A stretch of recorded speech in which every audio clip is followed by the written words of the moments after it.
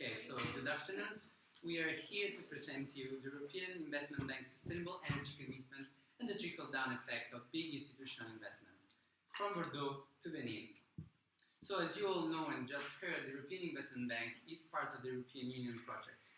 And the promotion of sustainable, competitive and secure energy sources is a key policy objective of the European Union, and so one of the largest files of the European Investment Bank financing.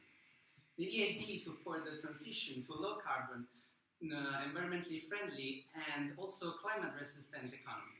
And to do so, it invests both in Europe, both outside Europe, both in developed and developing countries. And we can clearly see that in the 25% of its portfolio, which is committed, we can say to green economy.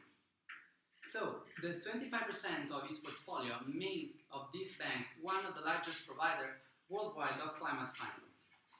But we must underline that the European Investment Bank not only provides financing for mature renewable sources, but also invests in evolving technology and early-stage technology, such as photovoltaic or concentrate solar power. So we can clearly see that the energy lending portfolio focuses on energy efficiency, renewable energy and energy networks.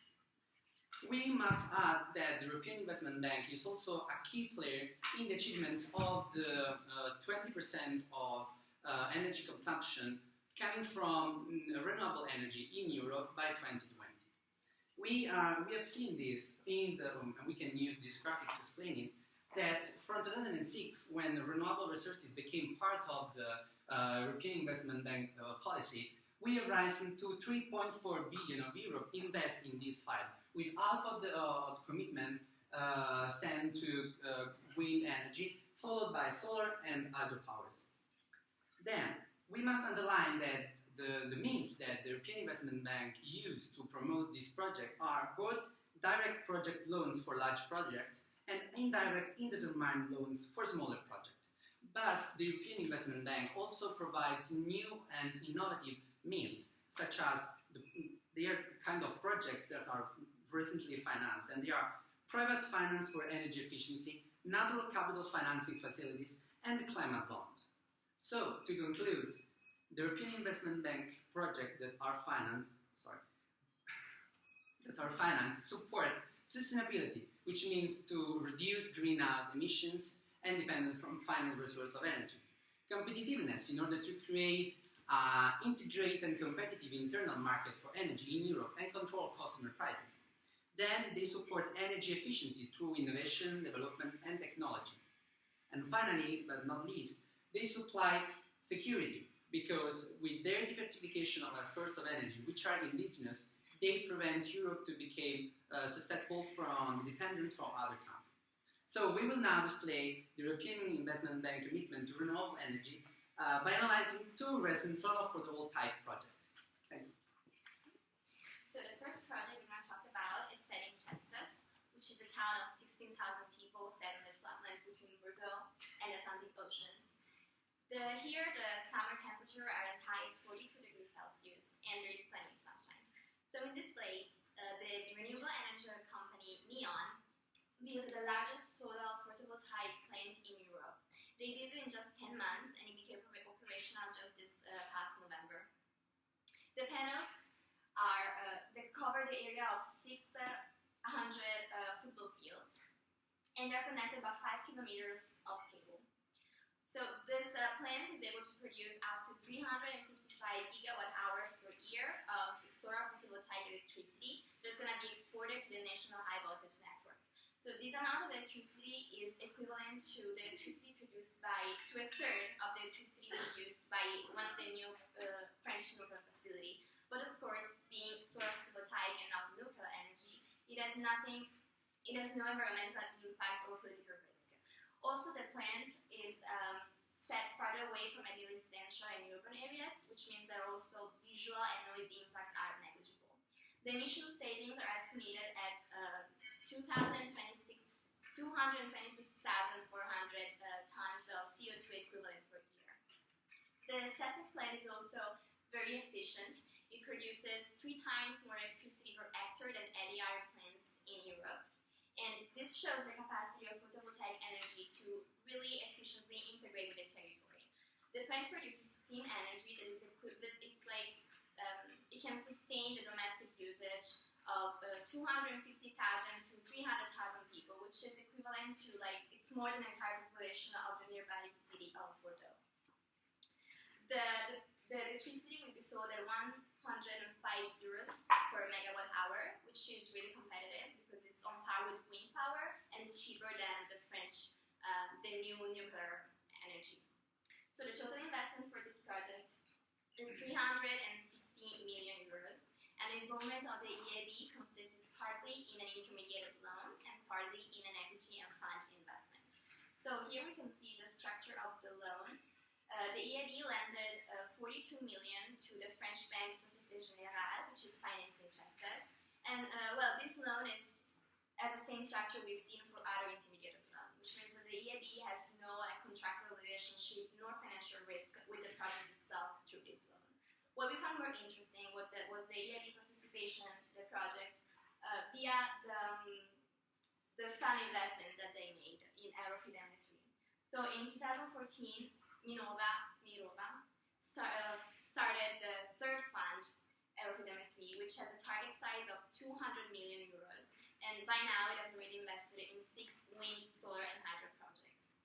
So at the beginning of 2015, EIB invested 40 million in this fund, which has in turn a 30 million investment in the Cestas project, including debt and equity. This means that the EIB, through its investment in the Eurofidem fund, effectively has an equity stake in the Cestas project. It really shows, as we know, equity is riskier than equity. So this structure really shows that the EIB's support to renewable energy has increased during the years, along with the industry. Okay. So, as we saw, the Cestas project is a giant project. It's 365 million.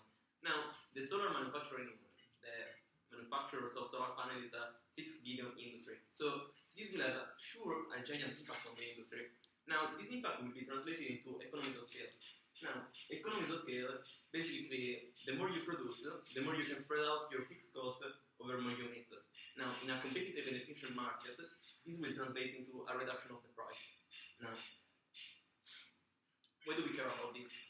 So, because the more they become competitive and efficient, then the more it will be widely available to people. And even people in rural Africa will afford it.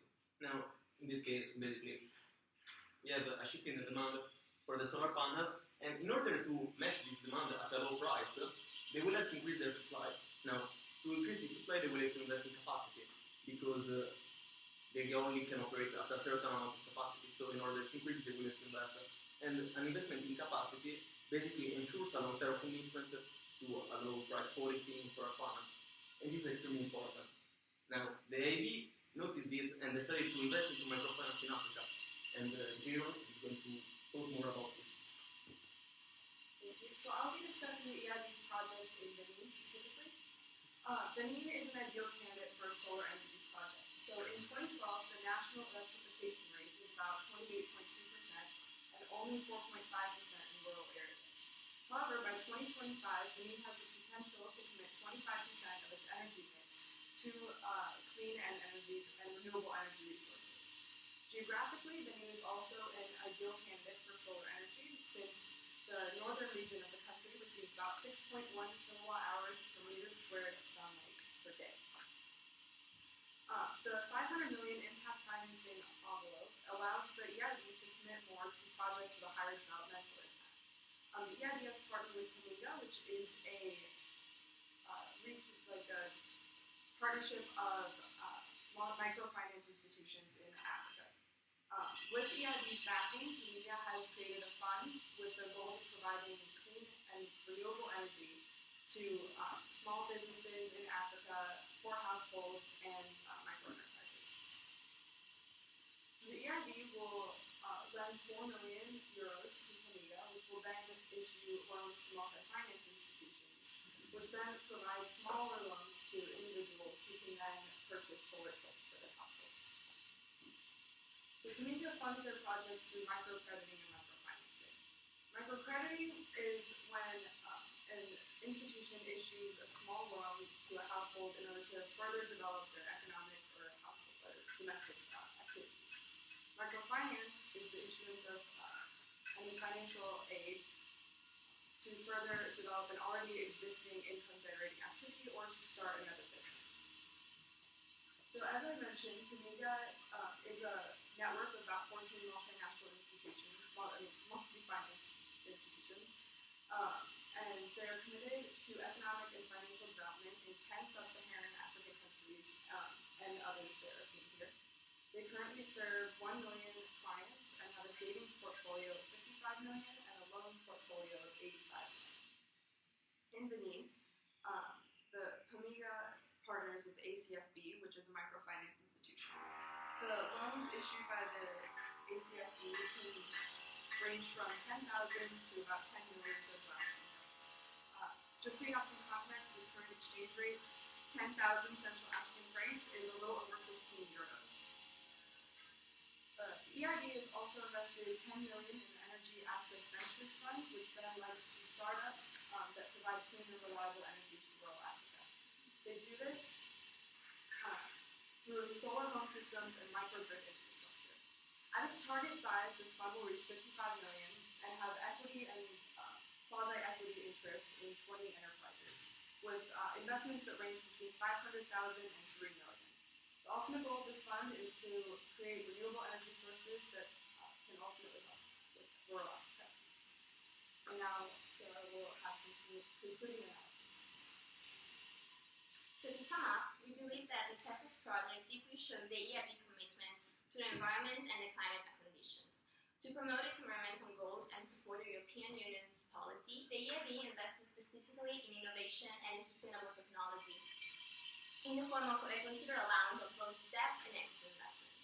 But the point of our presentation was also to point out that the future of solar photovoltaic energy isn't all about just massive projects in developed countries. Photovoltaic is one advantage over other renewable energy technologies, which is that it can be in fact scaled down. Whereas if an individual is unlikely to erect a 9-meter tall wind turbine in their garden, they can in fact install a solar panel on the roof. So this is possible. This scaling down is possible thanks to economies of scale that we talked about, which decrease the price of solar panel and make them affordable even for single families. In fact, this adaptability is what makes solar panel very attractive in remote parts of the world, where there is no other alternative source of energy, or where the only alternative, for example, light source, might be kerosene lamps, which are expensive and the fuels are toxic. So the focus then shifts from innovation to social responsibility, as we saw with the microfinance cases in Africa. Here, the goal of the EIB is not to invest big amounts in big projects, but rather make smaller indirect investments, relying on local institutions like Pamiga and the Energy Access Funds. Those institutions are in fact completely familiar with the local business environment, the legal climate, they know the needs and they understand the issues of the local communities, and that can really have a greater social impact in this territory. So although these two projects have different objectives and different financial structures, they both really can help improve economic conditions in Africa. So just two targets: innovation in developed countries and poverty alleviations and development in developing countries. We believe that they were both equally important, and we really found remarkable how the EIB was able to support both, with different means of financing, but still under the same global and umbrella theme of climate action.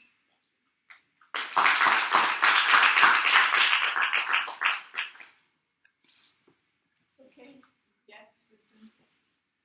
So do you know how the EIB's investment beyond Europe are justified in terms of its mandates, which should be, I think, helping Europe? So why does the EIB go and invest in Africa? I think that it's kind of has a social responsibility aspect to it, and it is still a loan that's being issued, but the exact qualifications of the loan depend on which microfinance institution that they partner with. With ACFB specifically, the interest rates and payback periods depend on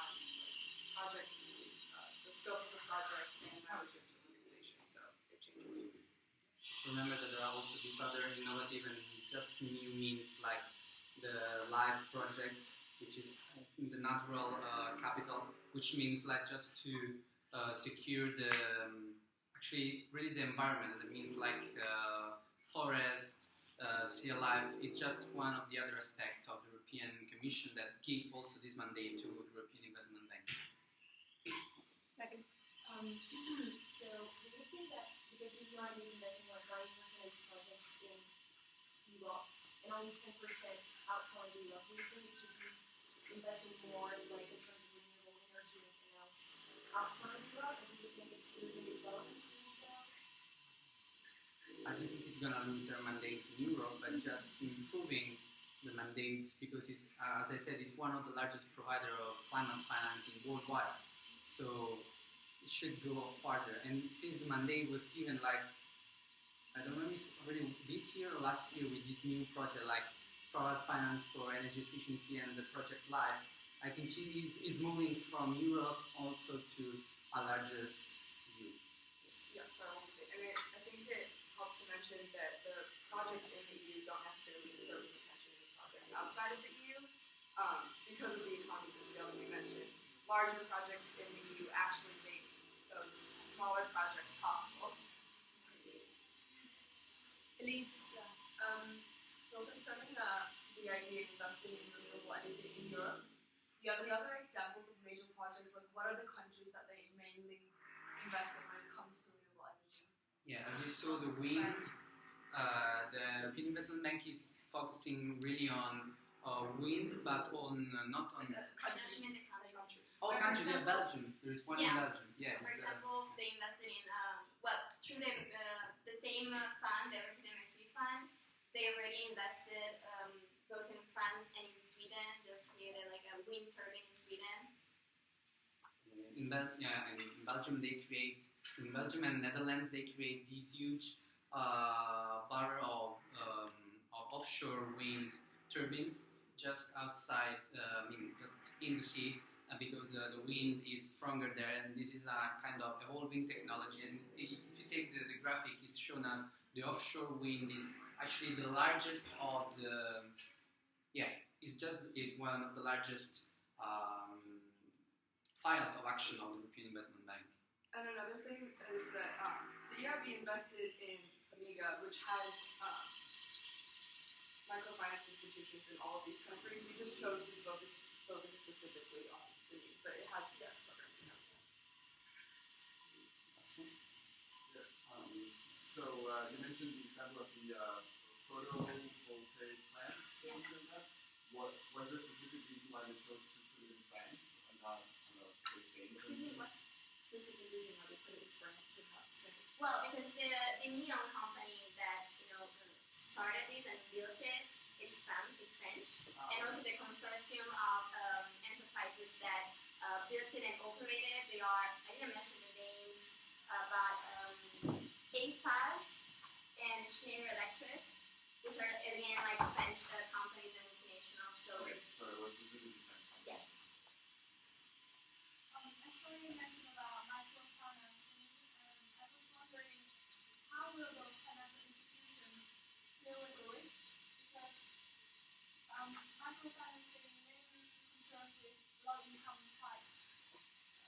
It is very risky and very low interest, but it's just a longer-term investment as far as we're concerned. But like there is evidence that only 90% of the loans are actually go through, so only a 10% default.